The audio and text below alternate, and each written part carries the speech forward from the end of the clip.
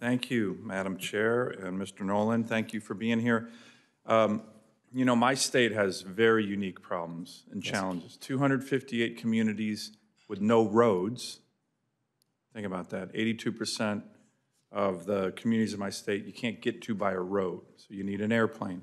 And yet we have the oldest infrastructure and technology of any state in the country when it comes to FAA issues. We have remote mountainous terrain.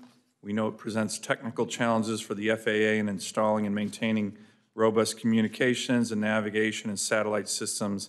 In the FAA's own words, in 2021, the FAA Alaska Aviation Safety Initiative, they said, quote, maintaining the extensive Alaska National Airspace infrastructure, which consists of a mixture of old and new components, is a daunting task for FAA engineers and technicians.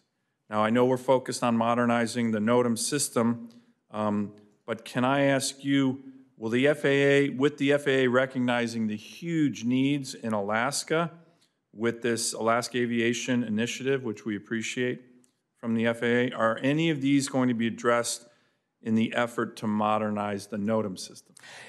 Senator Sullivan, thank you so much for the question. Yes, indeed. We recognize the criticality of our systems with respect to Alaska and all of the challenges that you spoke to.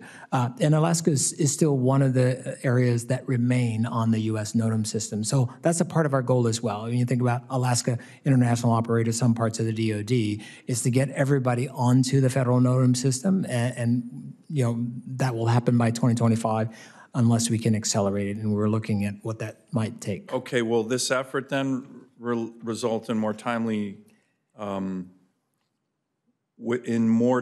NOTAMs on outages of navigational aids and communications? So will you be able to surge that capacity that we need there? That's our expectation, that we'll have better stream, better reliability there. Let me ask more specifically, what is the FAA focused on in terms of doing soon to address the challenges to maintain navigational aids and communications equipment in Alaska and then upgrade it? We're still working through that. I mean, there are things we're doing like around runways, around approaches. We've done a lot in terms of GPS approaches. We've got some, other approaches that we are doing in Alaska. So our commitment there is high, and everything that we're doing via FASI is working, and we're making the kind of progress. Okay, again, I appreciate the FASI effort. I mentioned 250 communities, oldest technology. I also mentioned, unfortunately, highest death rate per capita in terms of flying for all these reasons. Can the FAA, this is a simple idea, store more spare parts in the state and provide more technicians? Well, thank you for the idea, sir. If you allow me to take that back to our team, and we're certainly happy to follow up. Okay, good. Let me ask one final question. I know we have a vote here. I want to be respectful to my colleague, Senator Warnock.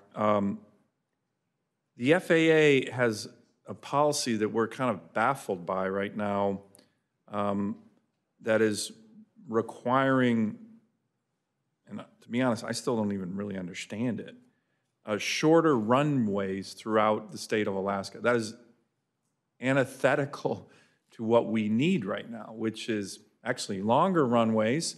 Remember, these communities, the airport is the only thing that connects them to, right, unless they're on a river, and then it's a boat, but the river's frozen in the winter. So why are we requiring, in order to be eligible to reconstruct runways, using federal funds that the FAA is forcing Alaska to shorten the length of its runways? To be honest, you should be helping us lengthen runways. This is baffling to me, and my team has tried to explain it to me, and I don't understand. So what is happening? This is nuts. Well, thank you, sir, for the question. Let me just caveat, correct a couple of things here. There is a caveat in the AIP funding that, that requires, when we talk about an additional 500 feet is what we're talking about, we are working through in Noatak, if I've got that right, Alaska. Yeah. So that work is in progress. It's also caveated that if it provides critical services. Or how about there's no road to that? Exactly. So those are things that play into that. So that piece is underway. Well, I'd like to work with you and your team, with my team, to make sure we're not telling Alaskan communities they got to shorten the runway when it's their only lifeline to the rest of the state and the rest of the world. Yeah. Okay, thank you. Thank you, sir.